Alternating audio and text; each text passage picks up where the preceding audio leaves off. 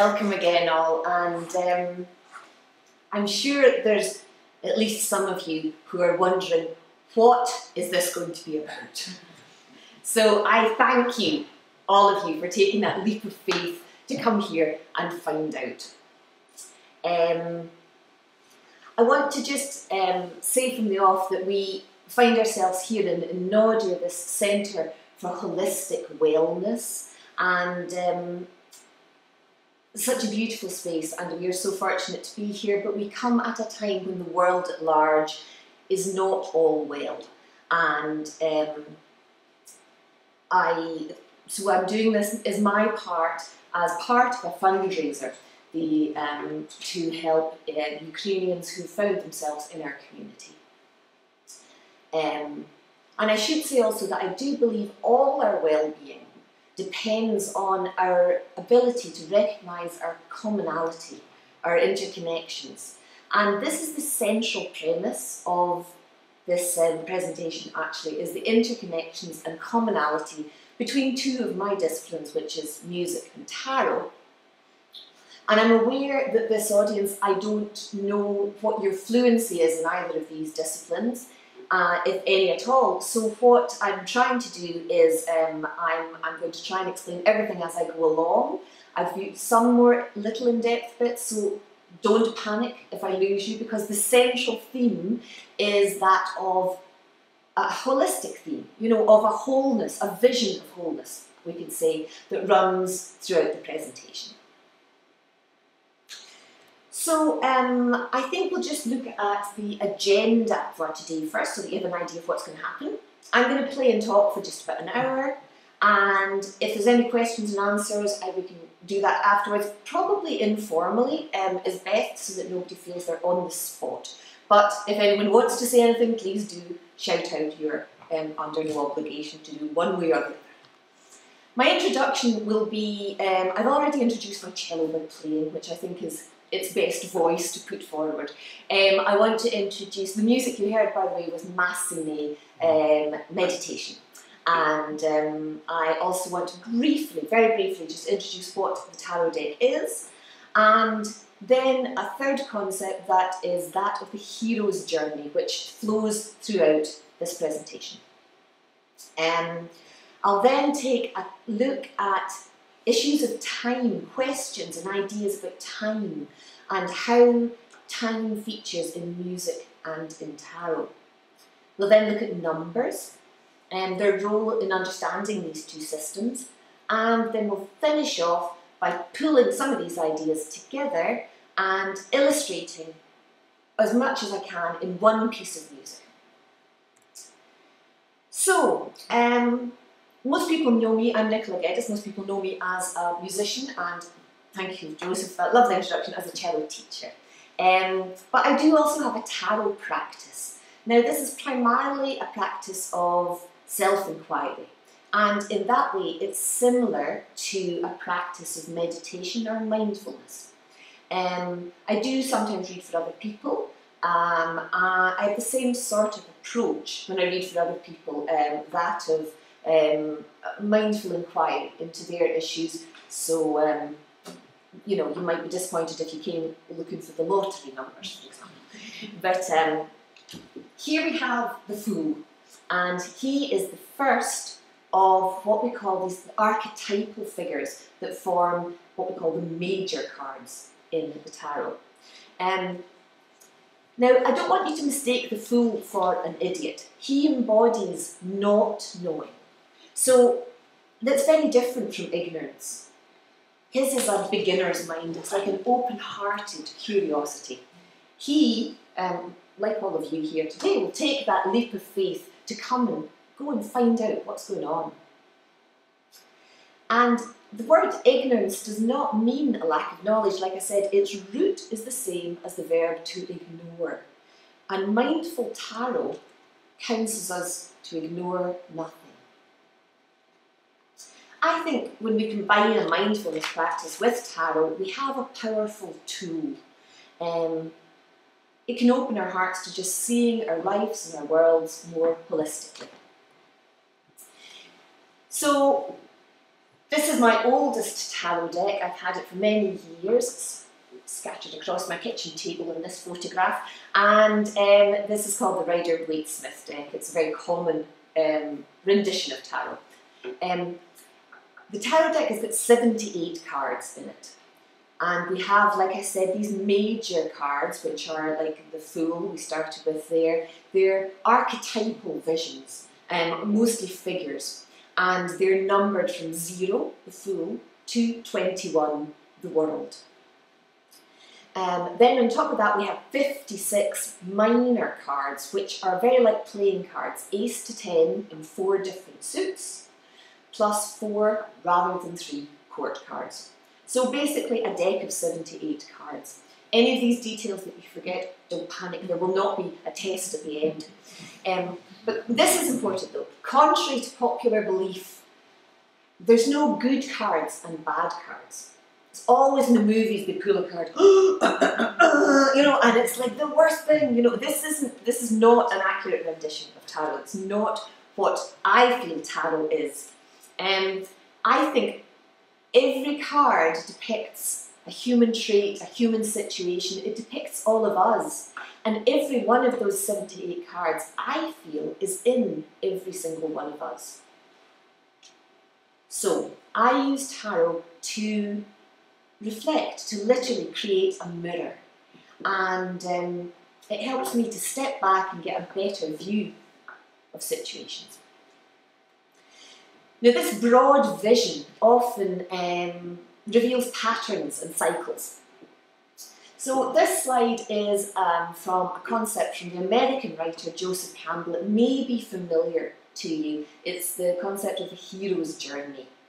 I'm not going to go into it in great depth, but I'm going to do a hero's journey light for you, which is basically we start at the home base. Okay, we start at home. We feel a call to adventure, which brings us out of our known world and into the unknown world, into stranger situations. We face challenges and grow and change, and we return home. Now, Joseph Campbell thought that this pattern, all our storytelling, was based on this. He called it the monomyth as well, he amongst others. This one thing that all our stories are based on. And in the world of tarot, many understand the archetypal cards of the major in this pattern. It's also called the Fool's Journey, where we start where we know nothing, we experience things, we learn, we grow and change. So we move to knowing, experiencing, to understanding, to really beginning to feel that we understand that we know nothing after all. So we come this cyclical journey.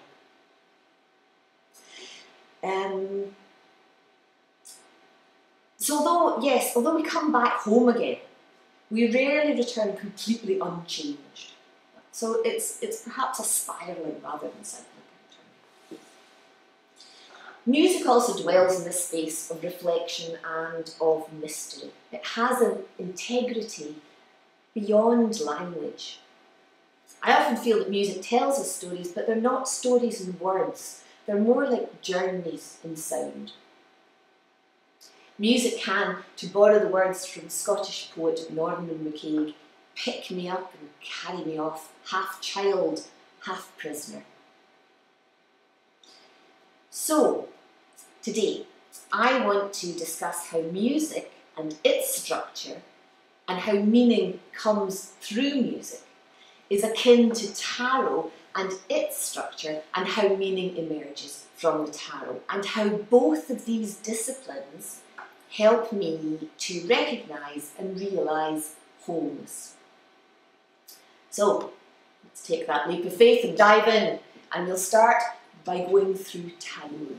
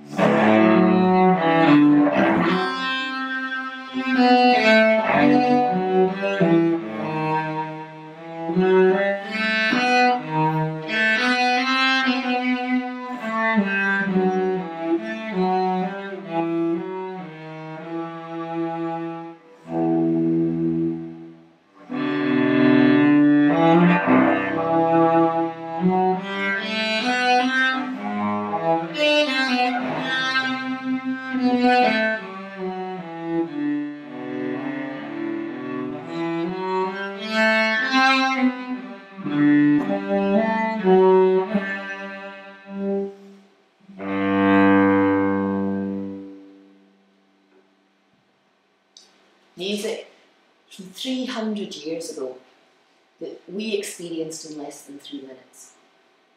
It was Bach's Saraband from the first cello suite. And when I'm teaching, I often suggest to students that they imagine learning music this old as a form of time travel.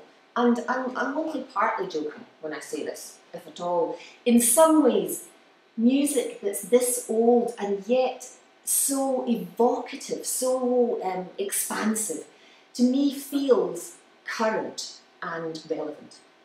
It reminds us of a shared human experience throughout the ages and connects us outwards to energies beyond ourselves in our brief time span.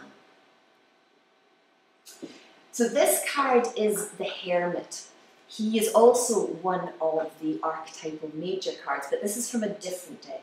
This is one of the oldest, in fact probably the oldest images of tarot that we have, from a deck of the mid-15th century. And the Hermit here is depicted as old Father Time. So he holds and contemplates this hourglass in his hand, if you can see it there. So the Hermit is always a deep thinker. He wonders about the great mysteries of our time, and this is the mystery of all time, literally. Now, at the centre of what music is, and at the centre of what tarot is our understanding of time, which we perceive as linear, in ways that we, but in some ways I feel that we experience it as a full circle. And by that I mean we experience movement that brings us back round to where we started from. While events may seem disparate and fragmented, we come to know the whole by moving through time.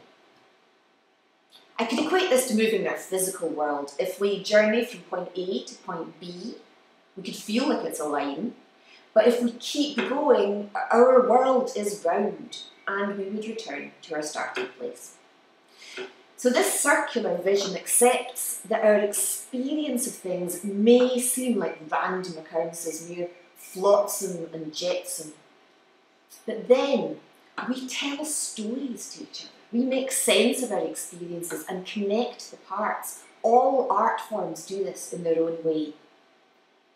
And when we take this wider view of our lives and our stories, here we have this circular hero's journey, this coming back round again. Okay, let's go to more concrete things in music now. How do we hold time in music? Well, there are many ways. I'm going to focus on the idea of a pulse. I know there's at least several musicians in the audience here, but I'm going to explain it from the very basics. Let's look at time signatures. That's these two numbers in music that you see at the beginning of a piece of music. The top number tells you how many beats there are in the bar and how we count the music. So let's take a pulse, just a basic. Yeah, there's a pulse. And if we wanted to think in 3, we could think of it like a triangle. So we could go 1, 2, 3, 1, 2, 3. Yeah. If we wanted to make that 3 into 4, we could think of it as a square. 1, 2, 3, 4, 1, 2. You'll notice this strong beat 1. It's what we call the downbeat in music. 1. Okay. So I'm going to talk a lot about 3s and 4s later on, but for just now I'm just going to give you an example. So I'm going to take 2 pieces with the same pulse in the same key, 1 and 3 and 1 and 4, so that you can hear the difference. So we'll have quite a quick pace, I think. Okay, this is going to be the pulses here. 1, 2, 3, 1. 2, 3, 1, 2.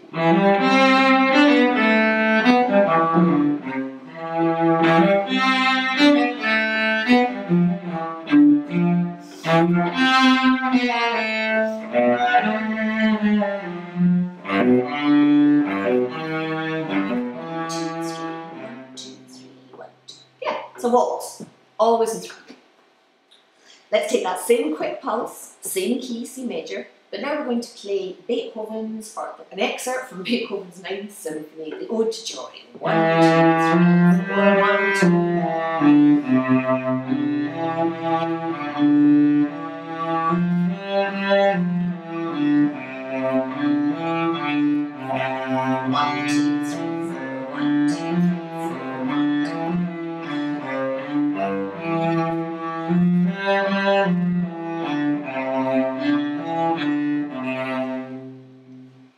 Okay, so we're going to look, I'm going to hold those pieces in your mind. I'll remind you of them later on, the difference between a pulse in 3 and a pulse in 4. It's been said that a week is a long time in politics, but half a second is a long time in music. And that's because of the need to stay with this pulse. Not a random beat, but a steady pulse. And to stay in time. So musicians who are playing in any ensemble have to feel that we are connected to each other through a collective pulse. Now this is the first lesson that we learn in the youth orchestra. Stay in time, you know, don't freewheel it here, stay in time, stay with the group, watch the conductor, keep the pulse, stay there. I want to open out this idea a little bit of a collective pulse, because I think it's quite an interesting thing and it need not be only for musicians. We could feel this collective pulse as a connecting force between us in many experiences, maybe shared goals or empathy and compassion for each other. There's a lot of ways, you know, common experiences that make us feel like this force that runs between us is not just ours, but a collective thing. And when I work with tarot, I think what I'm trying to do is, I've done it for years and this is the first time I've really articulated it, but I'm trying to tune into a collective pulse. I'm trying to expand my awareness beyond my immediate time and place. Now most modern tarot workers really aren't too keen on the idea of being fortune tellers, you know. Like that we just look into the future and we tell you what your future is and you've got nothing to do with it, you've no say in the matter, right? And whatever I say, that's it, written in stone, right? This is not very helpful to anybody, or accurate, actually. Many believe that mindful tarot, which is, I think, how I try to practice tarot, should reject predictive tarot altogether. This, however, is a little bit problematic for me, as I do sometimes perceive things that I haven't known about or that haven't happened yet. Predictive tarot, it's an anomaly, I guess, that I can't entirely reconcile with the approved version of reality. But as a mindful tarot practitioner, I think it's important to embrace it as part of my experience of working with tarot. So, let me ask you this. Is it possible that when we open our awareness to a collective pulse, we could find that time actually behaves rather differently? As I said, we perceive time typically as linear, a straight path, just moving forward. But the hero's journey showed us a cyclical path. And as for our fortune, the tarot shows us a wheel. So the first slide on the far side is a re-rendering of an older deck, the 17th century deck this time. You can see the 3 figures that depicts fortune as something that is in continual cycle. One boy coming up says, I will reign. The one at the top, I reign. And the one that falls, I have reigned. So there's this past, present, future, and continual cycle. It's also, this is the Rider-Waite-Smith, this is from the deck that I'm using mostly to refer to here. And I want you to notice also that this is number 10, because 10s are going to be important in our journey today as well, as a turning point, as that halfway point in the major cards where things turn. So I believe that the idea that time may not be entirely linear is not new. And I believe, although I would be hard pushed to explain to you, that it's also gaining some credibility in scientific circles these days. And if I were a scientist or a philosopher, I would now refer to my sources. However, I am a cellist, so my source is going to be musical. The late, great Scottish composer John Maxwell Geddes wrote a piece for solo cello called Callanish 4. I'm going to shortly play you an excerpt from this piece. You'll hear two voices from the cello.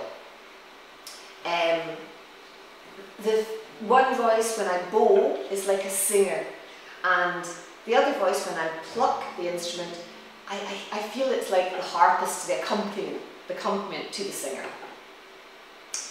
In my copy, I have two dedications. The first printed dedication states, "The title refers to the prehistoric stone circle on the Isle of Lewis. The music contains elements of a Gallic psalm and imitates a traditional style of singing which is possibly older than Christianity. The piece elaborates these elements in an improvisatory manner and tries to evoke the timeless quality of Callanish."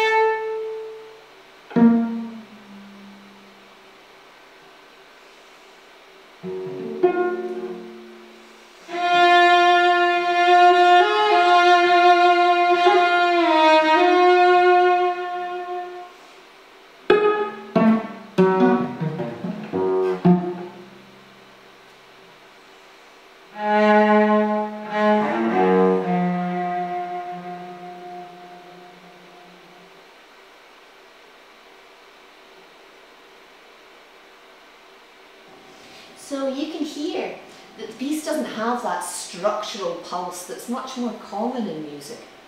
And was demonstrated by the waltz and the Beethoven. The opening bars are actually written without any time signature at all, creating a sense of liminal space, a kind of undefined in-between sort of a twilight space. The pulse is then suggested rather than firmly established in the melodic passages.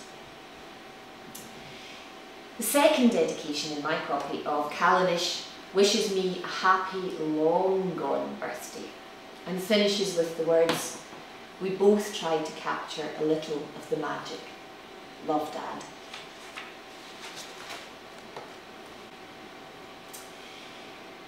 Now, the great ecological pioneer, a Scotsman incidentally, better known in America, but John Muir, he said, "When we try to pick out anything by itself, we find it hitched to everything else in the universe." This seems to me a perennial and all-encompassing philosophy. But here's the paradox. Within this unbounded universe are our human minds. They're hardwired to dissect and discern and discriminate between this and that. We want to cut to the point to find out what is going on. And that is valid as well, because to truly know any discipline, we must investigate. However, this comes with a caveat. Like all living things, all things with a pulse, music is more than the sum of its parts. By dissecting the parts, we can risk losing the whole. And similarly, people learning tarot struggle with 78 cards by trying to remember many disparate meanings for cards without seeing a holistic system. So how do we make sense of the parts and the whole at the same time? I think numbering is one way that we can bring the sword of intellect to both tarot and music and still see a holistic picture. We spoke about the cards earlier, the archetypal figures of the major cards, and they're numbered from 0 right through to 21. Now the minor cards of ace through to 10 in each suit, the numbers connect with each other. Like, for example, the 5 of wands has similar qualities to the 5 of swords, and as with all the 5s. And these numbers go through into the major cards. There's a 5-ness about them, right? So, for example, 5s, I think, are to do with hierarchies, power, right? Now, so we see in the 5s, this goes right through into the 5 being the high priest and the 5 being the devil. So this carries on. So what you see here is what I call decades. You have the first card running to number 10 and the 11th card to number 20. I've taken out the fool in the world, and I'm going to tell you why in a minute. But here you can see, I don't expect you to understand these connections, but just so that you understand, my approach to numbers governs all the minor cards and goes through the major cards as well. Each of these themes, yes, it's repeated in different aspects at different levels. So taking out these 2 cards was not an arbitrary decision to make it fit into my theory here. What I have done is these 2 both encompass the circular nature of the journey. So the Fool is 0, of course, which in itself is a circle. And the World, well, that's a round thing if ever there were one. And the World figure is, if she's portrayed as such, is almost always enclosed in another circle. Now, music doesn't really work in decades, more in octaves. Octo, of course, meaning 8. So let's start with a major scale. Okay, so say we do a G major. We can call these notes lots of things. We can call them their letter names. In music, we name notes from A to G. When we get to G, we go back to A again. So I have G, A, B, C, D, E, F sharp, G. I could also call them Do, Re, Mi, Fa, Sol, La, Ti, Do, if we're thinking in Sol, Fa. Or I could call them the first degree of the scale, 1, 2, 3, 4, 5, 6, 7. And when I get to 8, I've come back round again. Okay, so I have a G again here. Same as a G here. These are themes, again, repeating at different levels. It's not the same note, but they're both G. When when I play them together, they're almost indistinguishable. So this themes repeating at different levels, I think, is very important to both these systems. And the number 8 in and of itself, I think, is a very interesting number in tarot, because here we have number 8 in the major arcana, strength, and you can see above her head she has this symbol. It's like an 8 on its side, and it's called a lemniscate. I have to get this right. This word Lily told me, make sure you say it right, Mum, and of course I'm doing my best. A lemniscate, and it's a figure of eternity, of movement that continually cycles round, and you can see it appears in other places. It appears throughout the tarot. It's a very common symbol. Yes, this idea of themes repeating at different levels. So I think what we'll do is we'll go on and we'll look at the first few numbers. I'm not going to look at all the numbers because I don't have time, and but I'm going to look at the first few numbers. So 1. What does it mean to be 1? Just 1. In tarot, it's the magician, and it really symbolises the individual, the self, the starting point of the body, the one, the self. You'll notice there's a correlation between the way we write I in English, capital I, and the figure 1 in both Roman and Arabic numerals. So it's our individual selves as a starting point, yes? And the aces can be seen this way as well, like a seed of potential or a spark of an inspiration of an idea. It's that starting point is where we look at 1s. We can also see this as a home base. In music, we call the first note of the scale the tonic. You see, and it feels like home. If I make up a tune, and I come back there, oh yeah, that feels like, okay, we've come back home again. You know, I haven't left you hanging. The phrase feels complete and closed. I've come back. Furthermore, if I build a chord on that note, the base of the chord is called the root, which is lovely. That's from which everything grows. So what happens when 1 becomes 2? Well, this is the way all life develops. Every one of us started as a single cell that through the process of mitosis split into 2. So now we have dualities. We have this or that, up or down, self or other. And in music, we have the possibility of harmony or of dissonance, depending on the interval between the note.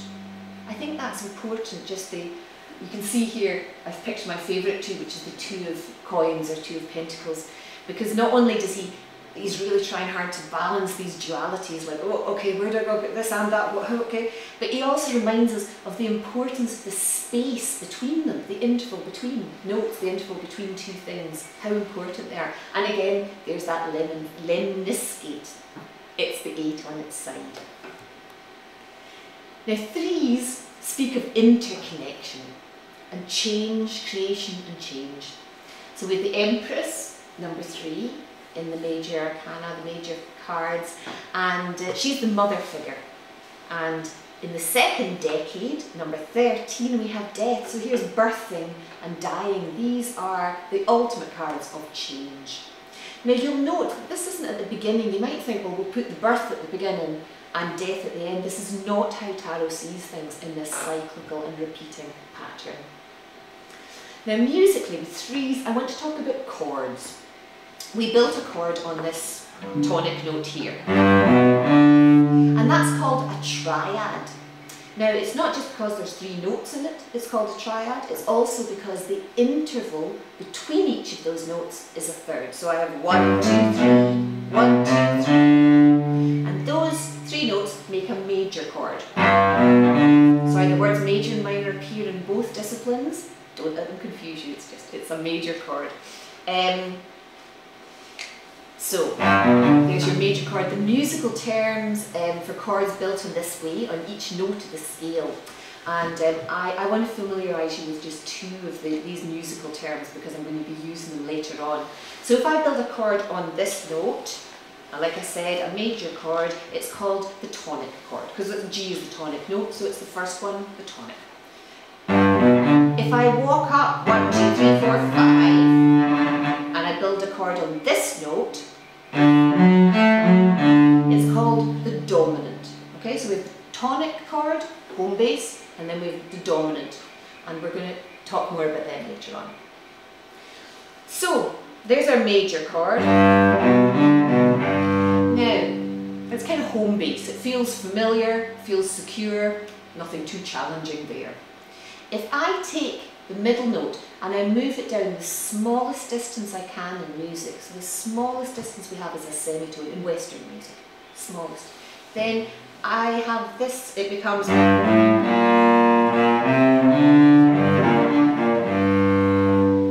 colour completely changes. So it's a tiny, tiny change, but makes a big difference to the feel of the chord. It's now become a minor chord. If I change the next interval, there's a minor third, if I make another one, so I have 2 minor thirds now, the chord becomes what I call diminished. And it feels, again, completely different. So, you hear these chords, these diminished chords. Imagine them on the piano, all built up. You hear them when, in movies, for example, when you don't know what's going to happen next, like tension is building and you don't know which way, what's behind the dark door. Diminished chords will come crashing in or even tinkling in, you know, to make them even scarier. They don't have to be scary, but they've got uncertainty, I think, built into them. This is how basic chord theory works. We can add extra notes into these chords, or we can voice the notes differently in other octaves. For example, let's go back to our G major. There's G, B and D. I can do G and D and I can put the B up here. Still a G major. I can put it up here. The high G. These are all G major chords. I work in schools and often they have a tannoy system. Now when they want to make an announcement, it's often preceded by the notes of a major triad. So, can you all settle down please and listen? What, right here, you know? It's okay, nothing scary is going to happen there. I just wonder if they change that chord to diminished, how would you feel? Totally different. You just don't, we might not feel so secure about what was coming next. Okay, let's go back to numbers. So whereas the threes are dynamic, they bring things together, they create change and movement, the fours, in contrast, are stable, structural and solid. Now, this is not a good thing or a bad thing. You know, you'd want the 4 legs of your chair to be stable and solid. You need stability and solidity as much as we need the dynamic nature of change, you know. The emperor here, he embodies control and order. So you can think of 4, like we did when I conducted, as the 4 lines of a square, as in here, 4 legs of a table, 4 walls around us. Well, let's just recap into that, those time signatures that we talked about here actually, because if you remember the waltzing 3, yes, and the stepping 4, the more stately. So maybe is there another slide here? Aha, there we go. Okay, so here's the 3, and you can see it fits perfectly with my waltz. You have this energy of 3 figures coming together in dance, and this is what a waltz is. It's a love song basically, music of different bodies finding common ground, coming together. And the Beethoven Ode to Joy is a melody about peace, brotherhood. It's a celebration of stability. Which you can see here, the 2 balanced opposites, the male and female figures in the celebration. So, I'll just talk now about, I'll take 4s as an example to show that no one theme is a good thing or a bad thing in and of itself. They're always aspected differently, depending on the context, and of course on the cards. The 4 of Swords, for example, shows us this peace and stability as the end of war. The warrior has laid down, as in Beethoven, has laid down his sword, you know. The Four of Pentacles shows somebody who really wants stability to turn into status. It's like he's really, nothing's allowed to change. He's holding on too tight, you know. So this is more of a darker representation of stability. It's like, and things just, nothing's allowed to change. He's going to hold on to it for dear life. And the wee fella at the bottom of the tree in the Four of Cups, well, he just finds all this stability and security boring. You know, he's had enough of it, he's fed up. So, differently aspected throughout the cards, and of course, as they appear, they get changed again. So, to recap, we looked at 1, the home base, the starting point. We looked at 2, which is now dualities, and the space in between them, how important that is. Harmony or dissonance. With the synthesis of 3, the dynamic energy of coming together, and the solid and reliable 4. So what happens when we add 1 more to that solid and reliable structure of 4? We have the hierarchy. We have these power struggles. Suddenly 1 is more important than the others. And as I said before, number 5s are all about power structures. They're about hierarchies and power structures. Here you can see the Hierophant, it's another word for a high priest, and the devil in the 2nd decade. Now, interestingly, if we go back to our chord theory here, you remember that 5th chord? Does anyone remember what its musical name was? The dominant. How perfect is that? Delighted. Right. Joseph, we might stop and do a retake for the last section.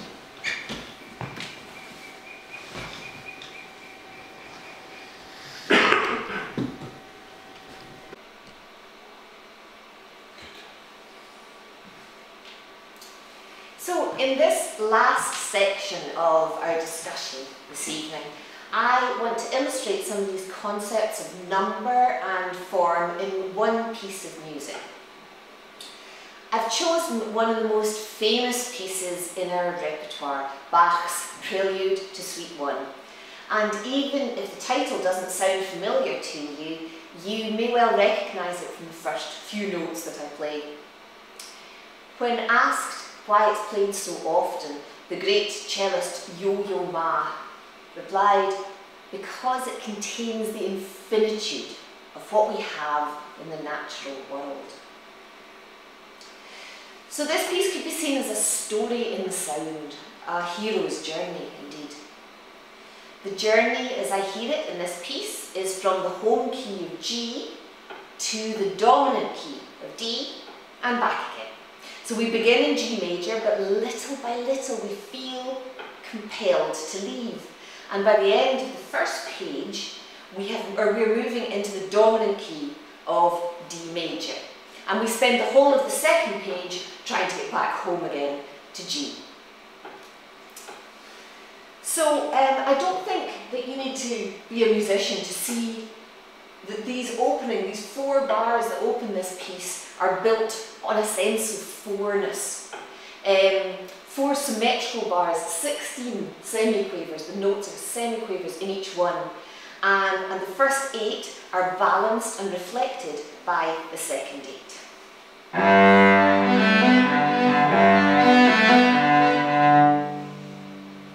So this is the ordinary world, this is home base, it's celebrated in all its beauty. This is the stability of the 4s. This is us at home. Now we're grounded in this section by what we call a pedal point. It's a repetitive note, a repeated note rather. In this case it's the open string of G, and it's repeated as the first note in each of the group of 4 semiquavers. So this secures us here in our home base. So you can hear it at the beginning of each group of the semis.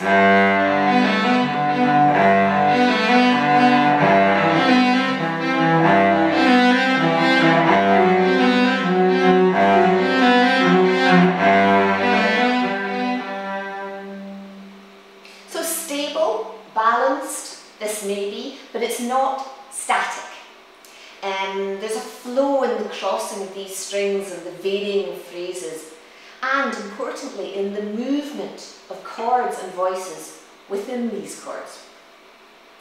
So the second bar opens out the first bar. It just takes, so the first bar is these three notes, but the second bar, the notes on my upper strings just move one step up. So we're just moving one step away, just a little step away from that ground home base. The third bar, only one string, one note and one string moves. A little bit further and further each time.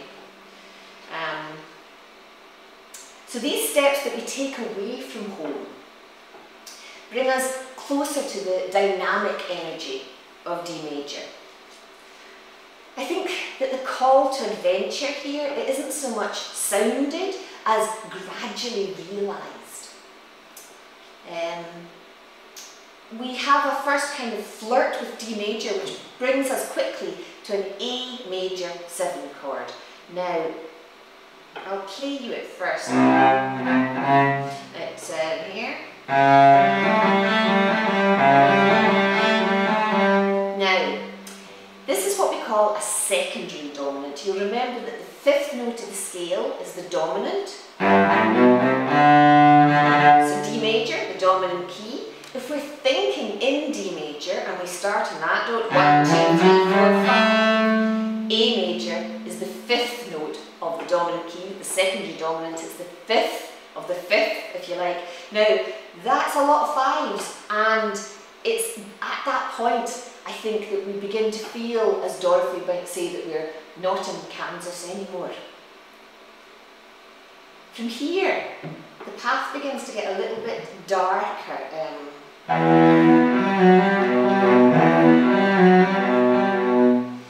Less clear. There's the pattern of the opening theme moved down into the lower octave of the cello, the lower register, my lowest strings, and it's put into the minor key. So it's it just makes the thing feel a little bit darker, less certain, less open. And Bach also introduces our mysterious friend here, the diminished chord, in this, in here, in this pattern.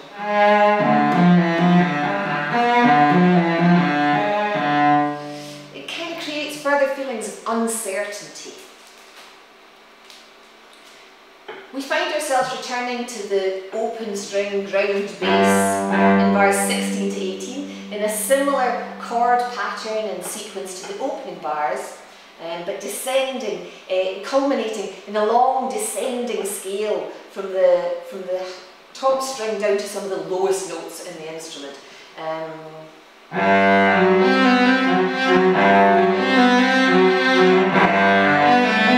like our last look of home. There's an energy building here. It's like a vast seeking, a huge wave of energy. There's a sense that we cannot now turn back. Once we have crossed this threshold,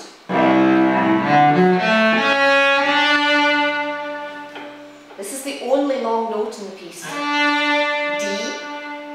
It makes us feel that we've arrived into D major on the crest of a wave.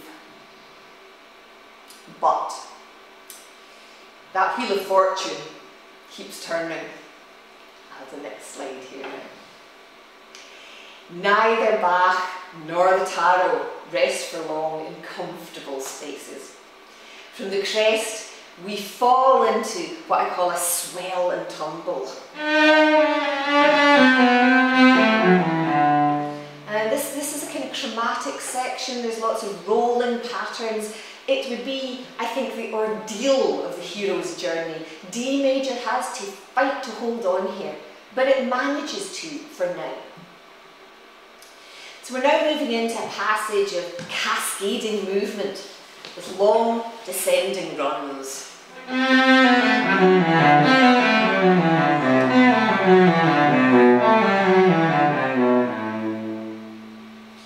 that brings us into a passage where the melody is interspersed with another repeated note, another what we call pedal point. This time it's an open A string and it's repeated on every second note.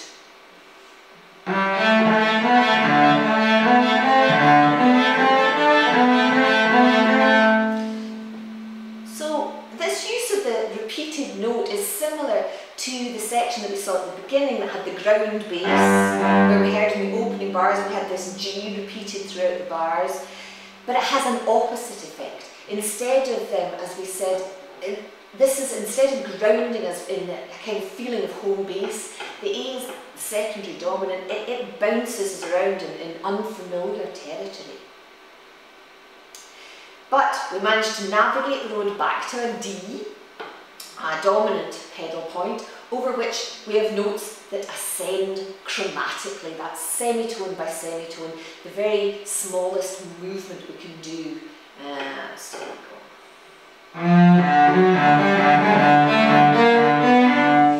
Our return is now inevitable. We do return, move semitone by semitone towards home.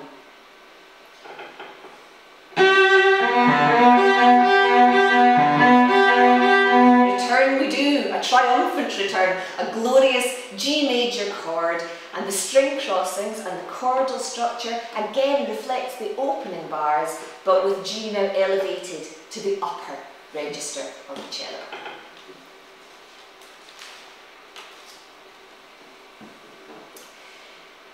So before we hear the piece in full, I'd like to finish by reviewing our exploration and leave you with some final thoughts, and then we'll let Bach have the last word. So today we touched on both the big picture, the macrocosm and the microcosm of both tarot and music, and we discovered links and perennial philosophies in both. We investigated ways in which numbers and time all interweave themselves throughout both disciplines. Both music and tarot share many things, but I'll conclude with these. Firstly, both disciplines are holistic systems that are comprised of interdependent parts. And these parts create something beyond the sum of their parts. We looked at how these parts move in numbered patterns and how themes in tarot and notes in music recur at different levels. Secondly, I think central to both our understanding of time and of the movement of time, how the movement of time in the cards and in music can all tend towards the circular. It might be more accurate to say as themes and notes broaden out and appear in different aspects that the movement could even be seen as spiralling.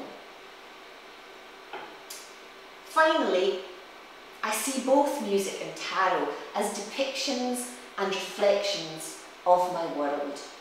They're like cyclical maps, all inclusive and illustrating the true and connected nature of all things. I've used tarot cards since I was in my late teens, and I've been playing the cello for even longer. While music has I've always been kind of more openly, publicly known for my music, and for the most part celebrated. But I was pretty much in the tarot closet until about a dozen years ago, when I began to feel that needed to change. Tarot Nikki and cello Nikki are the same person. And I sensed that there were links and connections between these two worlds. Kira and Joseph here in Nadir kindly offered me a space to read for clients and teach in small groups. It seems fitting then that I am back here in this centre for holistic health, realising and sharing these connections. Which brings me to my invitation. I believe life feels more enriched when the different parts of ourselves realise our commonality. As an exercise in holistic well-being, I invite you all to investigate your own lives and see if there's any parts that appear disparate and disconnected. And if so, sit with them, gather them round the table, make every part of yourself feel welcome. And see if there isn't some common language after all. The American spiritual teacher Gangaji said that the end of ignorance is the gold of self-realization. And she continues, your willingness to be true to who you are is your willingness to see yourself everywhere and in everything. So for a truly holistic approach to mindful awareness, let's expand our acceptance and awareness and welcome beyond ourselves. As you know, this evening is in aid of the citizens of Ukraine who find themselves refugees and have been uprooted in the most traumatic situations imaginable. Many are now putting their lives back together as best they can in our local community. In the Turini National School, there are 16 children. There's only 60 children in the whole school, and 16, more than a quarter of them, are Ukrainian refugees. So funds raised through this project will go towards iPads for use in the school, which will literally find a common language by using Google Translate. We enjoy such privilege and such good fortune to be here in the beauty and the safety and the wonder of Nodor, to gather together and support one another and enjoy music and speak freely of ideas that fascinate us. So I would urge you to please do all you can to support this cause. So when I told people of my plan to study the links between tarot and music, I got one of two responses. Either enthusiasm, ooh, that sounds cool, or bewilderment. Really? Are there any connections? Are there any links? So my goal this evening was not to convince you of any point or convert you into cello playing tarot readers. My aim was only to question and investigate underlying ideas and principles that form my understanding of these two disciplines. And I do this as a way of bridging what could appear to be very separate worlds. It could be entirely possible that any discipline or experience in which we immerse our whole selves can create a pathway to something beyond our limited understanding. So some may call this God, the divine, or the universe. I just call it magic.